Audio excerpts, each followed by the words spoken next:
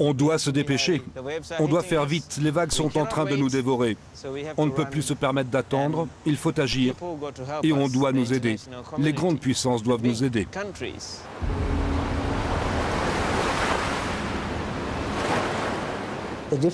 La différence entre nous et les autres, c'est que nous allons payer le prix fort. Cela signifie pour nous l'extinction de notre nation, la disparition de notre mode de vie et de notre peuple.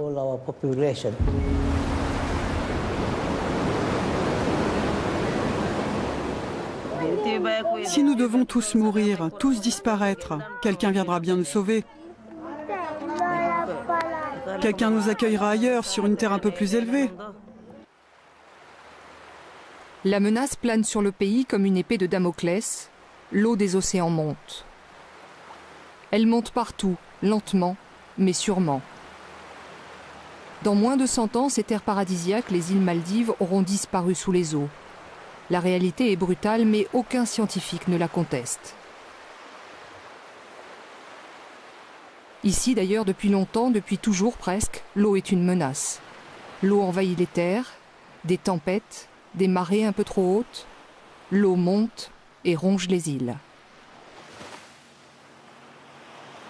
Monsieur le ministre, nous aimerions vous signaler que l'érosion de notre île est si grave que certaines rues de la ville tombent dans la mer. Certaines propriétés privées subissent aussi des dégâts. Si on ne trouve pas une solution rapidement, alors l'érosion sera plus grave et on subira encore plus de dégâts. S'il vous plaît, portez attention à notre problème et essayez d'y apporter une solution. Des lettres comme celle-ci, M. Shakir en écrit depuis plus de 4 ans, depuis que son île est dévorée par l'océan. Il réclame de l'aide aux autorités de son pays, mais ses courriers restent pour l'instant sans réponse. Nous sommes à Rajdou, l'une des 200 îles habitées de la petite république des Maldives. Ici ne vivent que des pêcheurs et leurs familles, quelques commerçants et fonctionnaires. 1 millier d'habitants se partagent cette terre de quelques hectares. À Rajdou, on vit à l'étroit et la terre est précieuse. Voilà pourquoi le chef de l'île s'inquiète. Son île rapetisse et trop vite à son goût.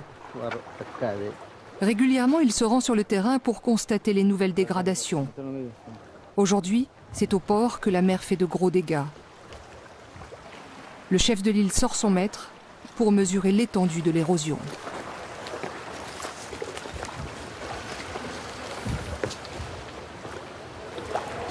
On avait une plage de sable avant ici, jusqu'au bout de la jetée.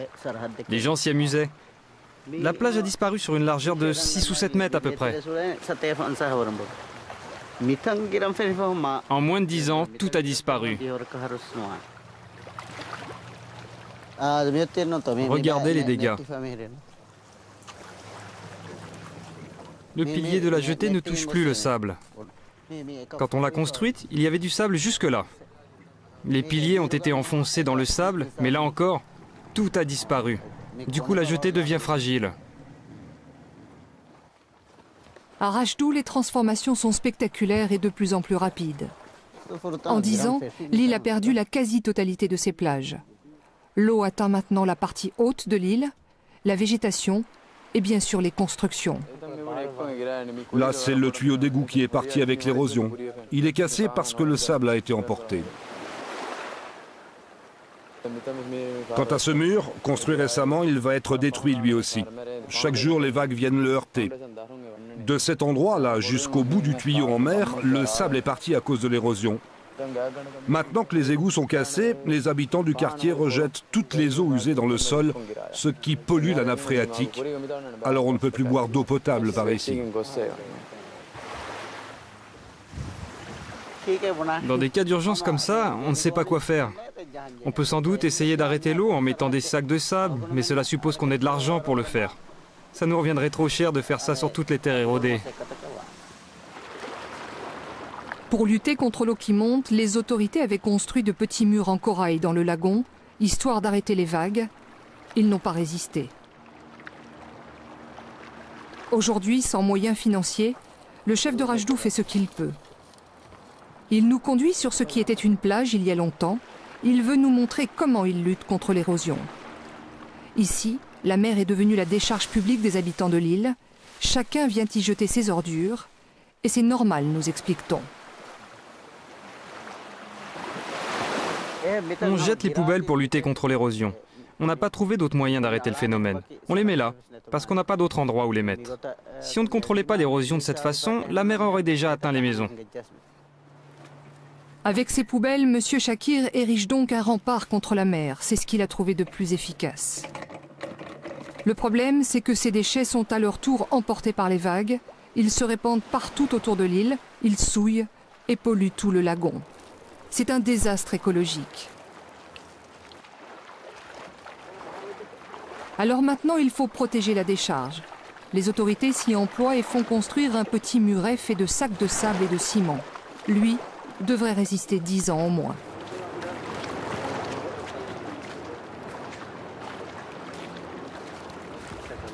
Démuni, isolé sur son île, seul face à l'eau qui ronge ses terres, le chef de Rajdou s'inquiète et s'interroge.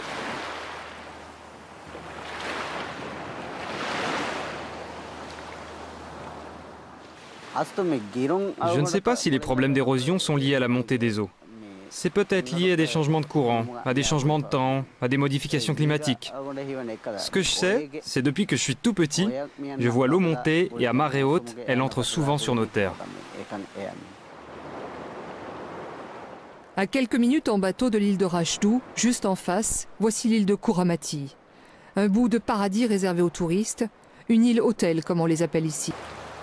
Ici, pas de problème d'espace. L'île est grande, elle peut accueillir 1000 touristes chaque jour.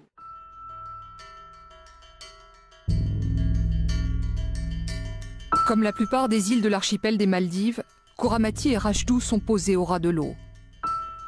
Sur ces îles, le point le plus haut, c'est peut-être le sommet du cocotier ou du minaret. La terre, elle, n'est jamais à plus de 2 mètres au-dessus du niveau de la mer. Selon les prévisions les plus pessimistes, à la fin du siècle, le niveau de l'océan pourrait s'élever de 58 cm. Cela annonce la disparition de 80% du pays le plus plat de la Terre. Cela signifie l'engloutissement d'îles désertes, mais aussi d'îles habitées. Il y en a près de 200 sur les 1400 que compte l'archipel. 400 000 personnes pourraient se retrouver sans maison, sans île et peut-être sans pays.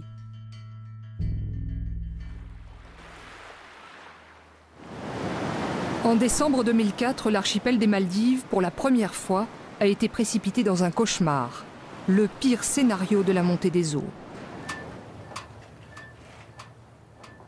Un matin vers 9 h, 2 vagues puissantes et immenses balayent le nord du pays.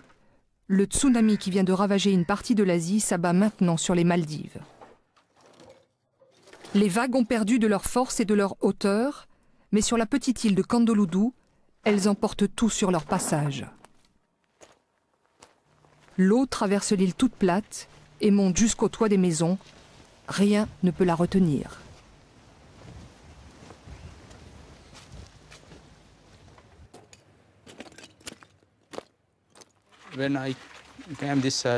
Quand je reviens dans cette île, je suis triste. Je me souviens de notre passé quand je regarde ces maisons et cela me rend triste aussi. Le chef de l'île de Kandoloudou ne s'attendait pas à une telle catastrophe. Pourtant, dans les mois qui l'ont précédé, des incidents inhabituels avaient attiré son attention, des signes inquiétants. On a eu 3 fois des inondations avant le tsunami, pendant la saison de la mousson.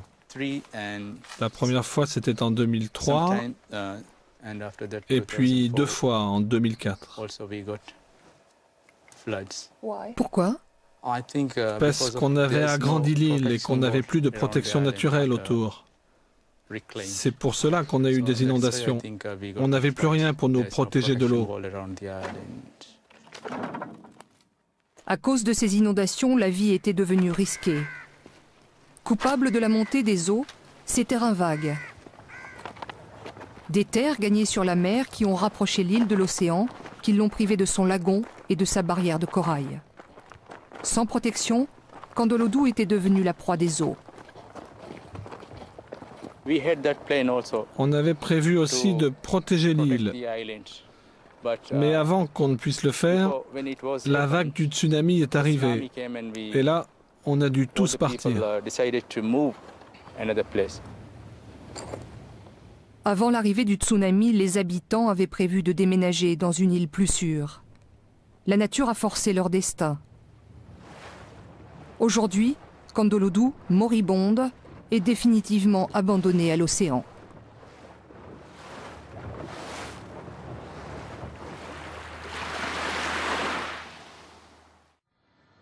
Nous sommes à Malé, capitale du pays.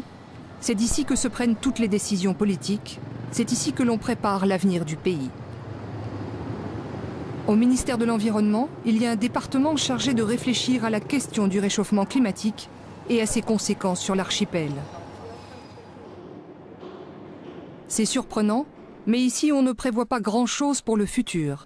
Monsieur Abdoulali Majid va nous le confirmer. En ce qui nous concerne, il y a très peu de choses que l'on puisse faire. Il faut plaider notre cause dans les conférences internationales. Il faut alerter l'opinion internationale, même si c'est un peu vain. Parce que nous sommes un petit pays, nous n'avons ni les ressources, ni la technologie pour nous défendre contre le réchauffement climatique. Le mieux que l'on puisse faire, c'est construire des infrastructures, des protections, mais le faire autour de toutes nos îles nous reviendrait beaucoup trop cher. On n'a pas les moyens. Donc il faut mettre en œuvre une solution globale. Tous les pays doivent travailler à cela, nous aussi, mais nous ne pouvons pas grand-chose comparé à ce qu'eux peuvent faire. Alerter et construire des murs avec l'argent de la communauté internationale, c'est ce que prévoit le pays pour faire face à l'eau qui monte. Dans la capitale, on a pris un peu d'avance par rapport au reste du pays. Malé, surpeuplé, artificiellement agrandi, avait besoin d'être protégé. C'est fait. Pendant 15 ans, des ingénieurs ont versé des tonnes de béton dans la mer. Et le résultat, le voici. Une ceinture de 5 km de long et de 2 mètres de haut pour protéger l'île des inondations. Coût de l'ouvrage, 146 millions de dollars. La construction a été entièrement financée par le Japon. Selon Amjad Abdullah, fonctionnaire au ministère de l'Environnement, ce mur est une assurance pour l'avenir. La configuration de ce mur permet de protéger l'île de vagues d'une hauteur de 2 ou 3 mètres. Nous pensons qu'il sera suffisant pour arrêter les assauts dits normaux de l'océan autour des Maldives. Mais en cas de désastre naturel, là, on ne sait pas ce qui se passera. Mais disons que pour ce que nous voyons habituellement autour de la capitale et dans le pays, eh bien c'est suffisant. Si jamais les choses empirent, nous serons obligés de reconsidérer la situation et de faire autre chose. Que voulez-vous dire? Que vous allez construire un mur encore plus haut? Oui.